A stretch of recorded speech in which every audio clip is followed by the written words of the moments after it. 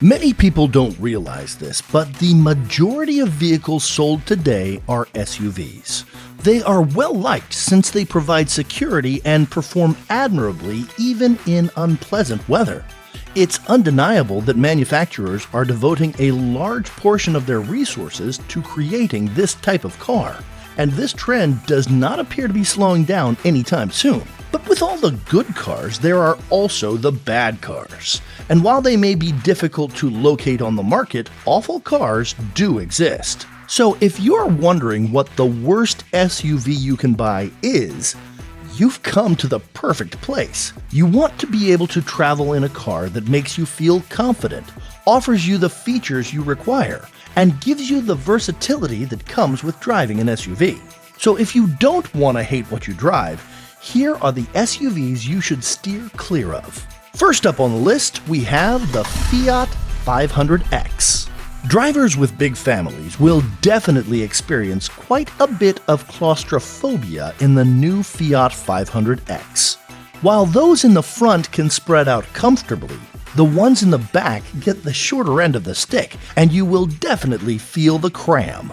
Only about 34.8 inches of second-row legroom are available in this crossover, so particularly tall people will also feel confined. And if you're thinking of packing the 500X with all adults, well, your road excursions certainly won't be enjoyable. The 2022 Fiat 500X has a smaller load capacity than comparable compact SUVs. Now, Fiat estimates that storage space is about 14 cubic feet, and that's just not enough. There is typically adequate trunk space in mid-range vehicles to fit at least a modest family. So what went wrong with this one? I'm guessing you'll probably be able to fit in your golf bags and your shopping bags in the 500X, but say goodbye to the fam because they certainly are not fitting in. Besides all that, it's been established that the 500X is less dependable than comparable new cars. The owner can be liable for a few further repairs after the guarantee expires, and because of concerns about its longevity, the Fiat 500 has decreased in value on the second-hand car market. The 2022 Fiat 500X trekking trim level feels more rugged than the previous trim levels, but it isn't noticeably more daring. The 500X also lacks off-road improvements like aluminum skid plates or shocks designed for off-road driving. Due to its basic all-wheel drive system, this crossover can manage a dirt road, but it's not recommended for use on more challenging terrain. And the new 500X might leave those hoping for a smooth ride disappointed. Up next comes the Ford Explorer. Although it offers a lot of size and power, the 2022 Explorer has low fuel efficiency. This Ford 3-row is expected to only achieve 20 miles per gallon in cities. Poorer fuel economy stems from the absence of standard automatic stop-start technology, especially on congested city streets. This midsize SUV achieves 28 miles per gallon on highway conditions with regular traffic. And if you think that's all, we've got a lot more to say about this one. Families should budget for several fuel breaks if they intend to travel in this enormous Ford. Due to its restricted 32.2-inch legroom and 38.9-inch headroom, the third row of the 2022 Ford Explorer is only meant to accommodate 2 young children. Yep, you heard that right. What is even the point of an SUV if you can't fit a big family? So yeah, the back seats in this luxurious Ford SUV are far too small to accommodate 2 people in comfort. And the people in the second row may feel even more squeezed given the height of the headrest of those seats. With a max track width of only 89.3 inches, the 2022 Explorer has comparatively low lateral stability. This is particularly obvious when making quick bends or performing other maneuvers on paved roads. If you're thinking about swerving, veering, jolting, or swaying at high speeds, please note that it can be barely controlled by the sidewind stabilization. So, just like a car with a 10-speed transmission, the lateral stability does not react quickly to a loss of stability. The next worst SUV we've found is the Jeep Renegade.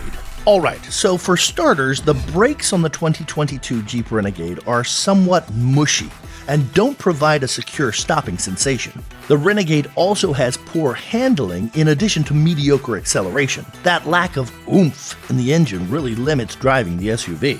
The Renegade requires approximately 9.3 seconds to accelerate from 0 to 60 miles per hour, which is longer than usual for its class. One good point is that the engine stop-start mechanism allows for smooth restarts even in busy traffic.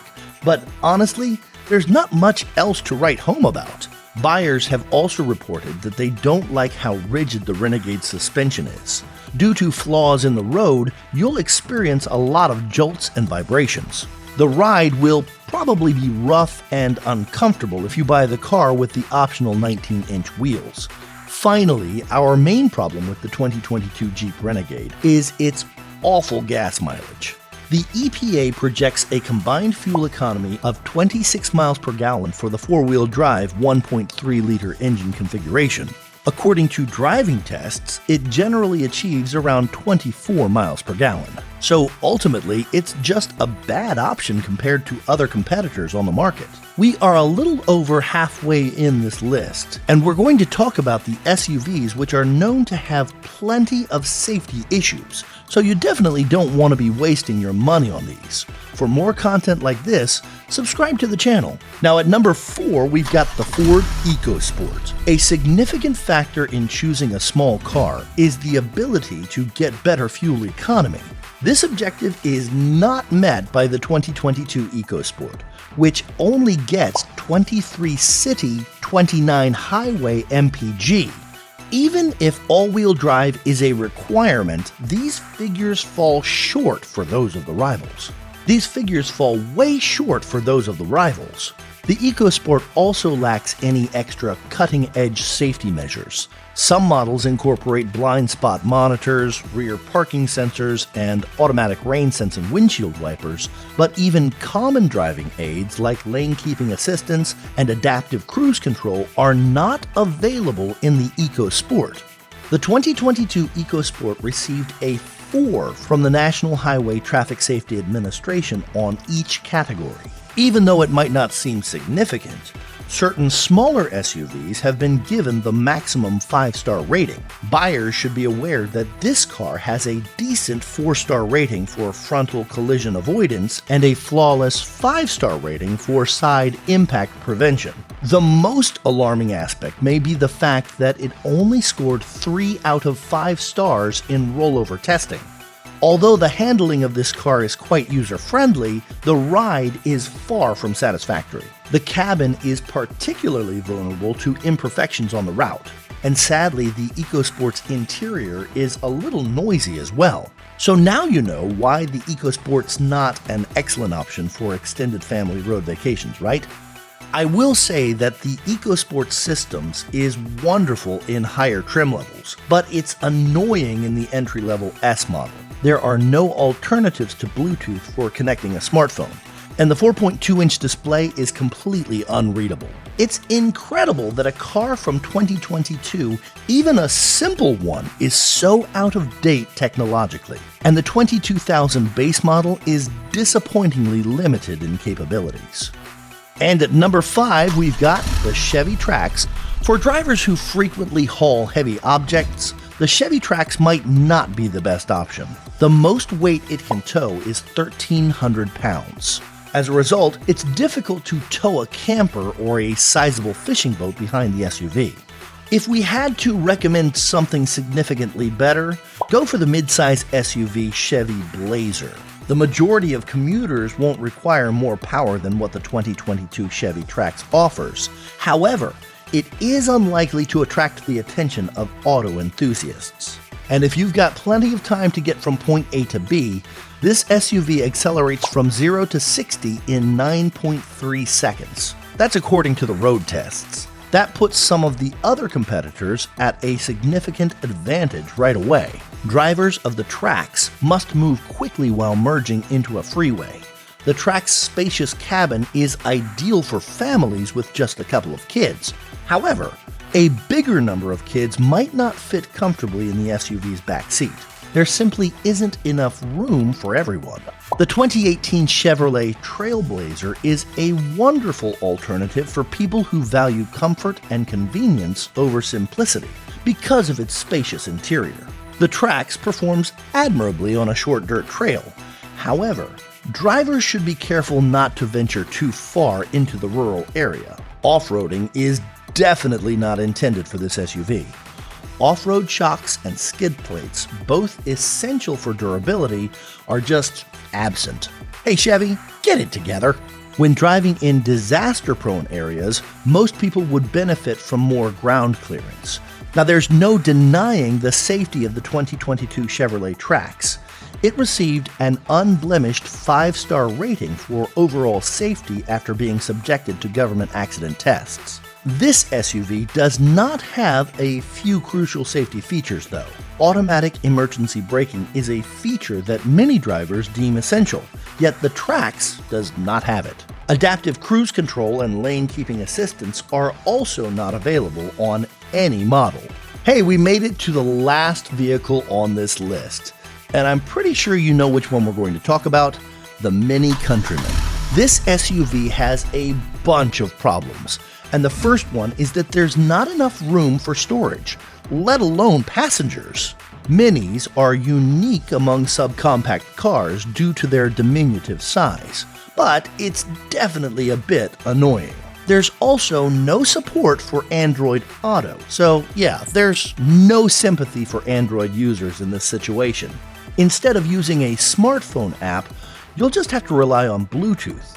Bad time to have an Android, huh? Of course, if you own an iPhone, you can use Apple's CarPlay technology.